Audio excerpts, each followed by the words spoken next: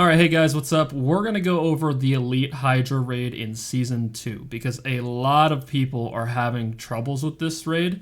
And honestly, I think Blood Family is seriously the first alliance to do it in Season 2, okay?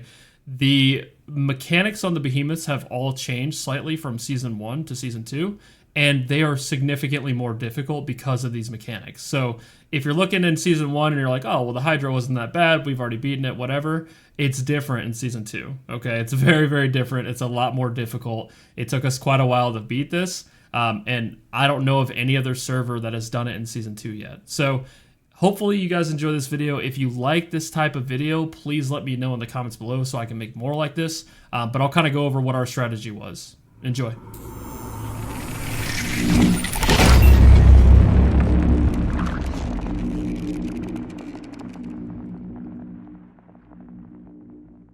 Alright, so we're going to kind of go over this raid, break it down a little bit so you guys know exactly how we did the strategy. There are other strategies, and this isn't even probably the best one. I could think of, doing this with just 2 tanks. It's probably even more efficient, but this is just how we did it to make it as smooth as possible. To go over the markers real quick so you know what's going on, I am the heart marker. We decided to put all the DPS on top of me because I take a lot less damage on average in these raids than most of the other DPS players. So, they kind of wanted to follow me, and I usually am in the top 10 of the DPS. Now, keep in mind, we had been doing this all night last night, then DS attacked us while we were doing it, so we had to fend them off, and then we woke up and we did it again today. So I am a little bit tired. I've been doing this raid a bunch. This run was not my best run. I think I ended 12th in damage, and I also took a lot of damage and ended up dying, actually, right when we killed it, okay? In other runs, previous runs, I just generally take no damage, and I'm usually top 10, if not top 5, okay? Anyways, so the heart is me. We agreed all DPS will stand on top of me to try and mitigate the amount of damage people take and also to keep people in the right area where they need to be. Not all the marches are going to follow this. You'll see that. It kind of gets chaotic in some spaces.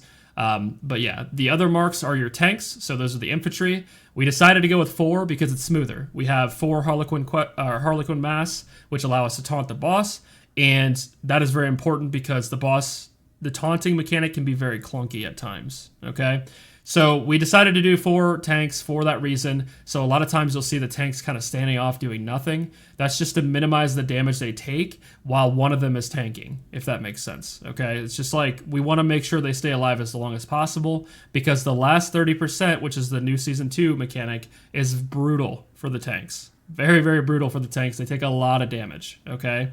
So we want to try to maximize their health in the beginning of the fights. Moving right along, so we do start this fight. A lot of us are going to stand still. Like, all the DPS are not going to attack at all because the infantry need to gain aggro or aggression or rage or hatred, whatever you want to call it.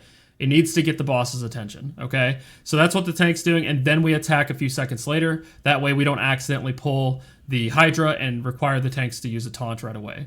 Now, these redstones, you see they have a countdown timer over them. If you pick one up, your march does 25% more damage, and you get a poison stack. We'll talk more about that later. But if you do not pick all of them up, and any of them, the countdown timer goes down, then they will explode and do raid-wide damage. So you do need to make sure you are always picking up and prioritizing picking up those red gems. It's important because if you don't pick them up, obviously damage, but also because they increase your damage by 25%. So don't be stingy on that. The boss does this mechanic here where he does a little charge. All you have to do is get out of the way of that. It's a very easy mechanic to dodge. But once he does that, then, back on the tank. You just taunt. Now, a lot of tanks are standing off to the side doing nothing because we don't want them to take much damage, like we talked about.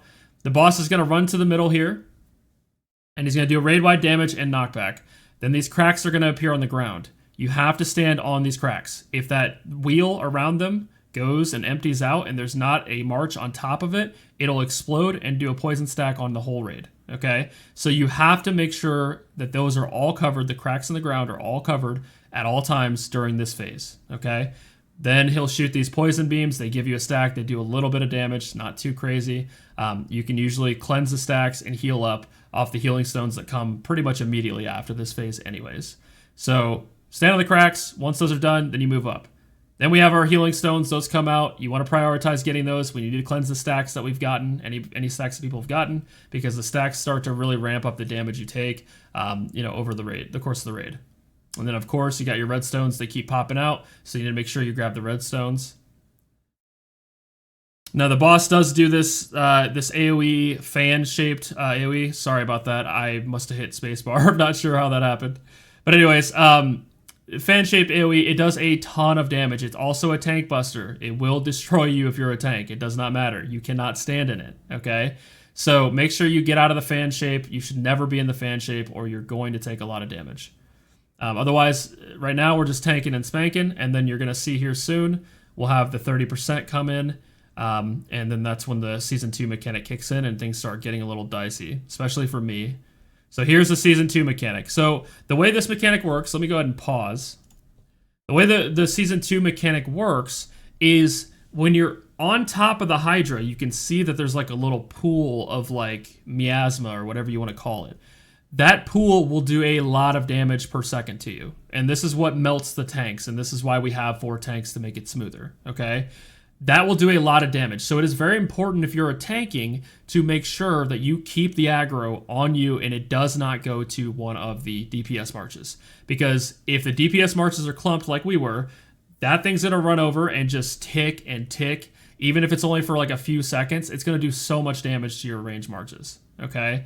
So you want to make sure that you keep aggro if you're a tank, and you also got to make sure you taunt swap. You got to get good at it, okay? It takes a lot, but you have to do that. Now, if you're outside of the outer ring, there's an outer green ring there as well. If you're outside of that, you do 50% less range damage, okay? 50% less damage. So you can choose, if you want, to stand outside the ring. You'll do less damage. It'll take you longer to complete the raid, and you may not even have enough time.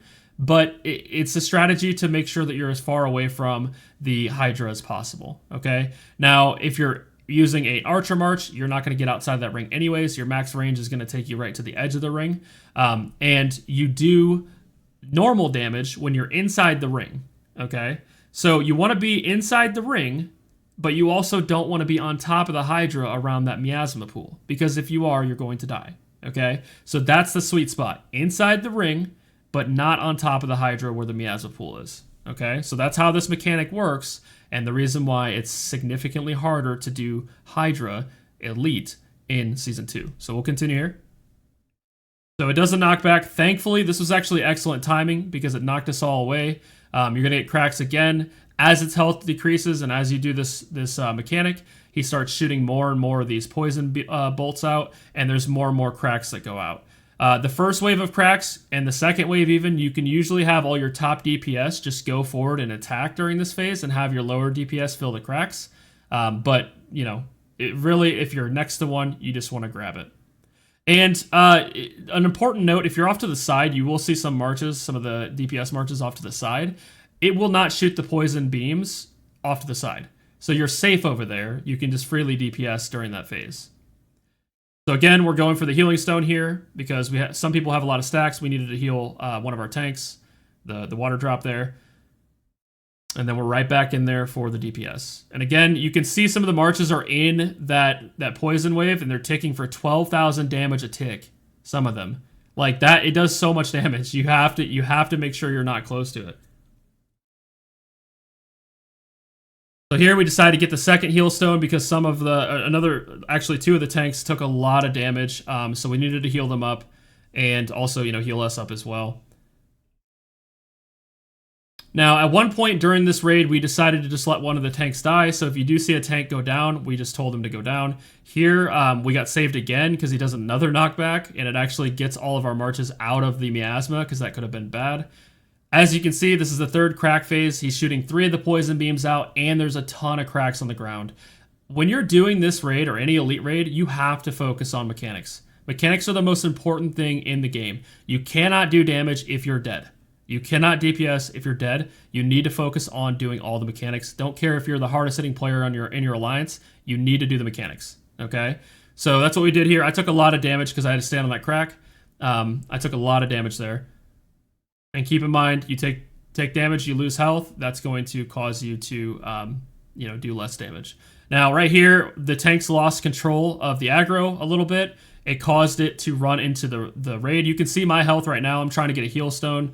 We ended up deciding to burn it because it was so low, such low health. And then we ended up getting it. And I died right at the end. You can see I just fucking died right at the end. So, but anyways, okay, so we'll go back a little bit here. I just want to show like why it's so important for tanks. Look at this. Just look at the damage ticks that this thing's doing to all these marches. 13k, 14, 11k, like per second, right? It's so important for tanks to maintain aggro at all times, because if that Hydra during this phase at 30% health runs off into the group of squishies, they are going to have a very, very bad day. A very, very bad day.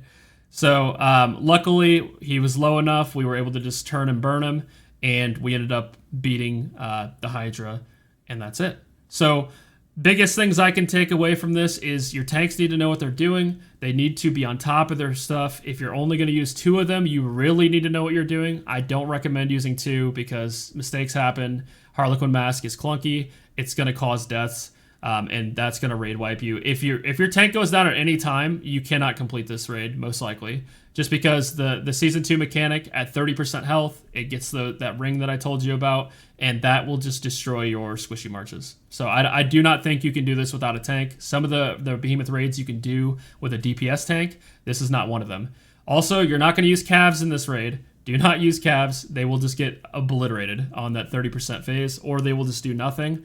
If you have ranged calves, I guess you could potentially use those, because I think it'll be far enough outside the range, but I just wouldn't use calves at all for this. I also wouldn't use mages. I think the best case scenario is just pure infantry for tank, and then archers for DPS. Just do that. My recommended march is going to be Syndrian and Frhagar, because they are just the hardest hitting behemoth killers in the game. Bar none. And then if you don't really have them, or if you have a stronger Nico Kanara, you can do Nico Kanara as well. They are pretty good as well. Okay? I hope you guys enjoyed this video. If you have any questions, just drop them in the comments. I'll answer them as best as I can. And I appreciate you guys.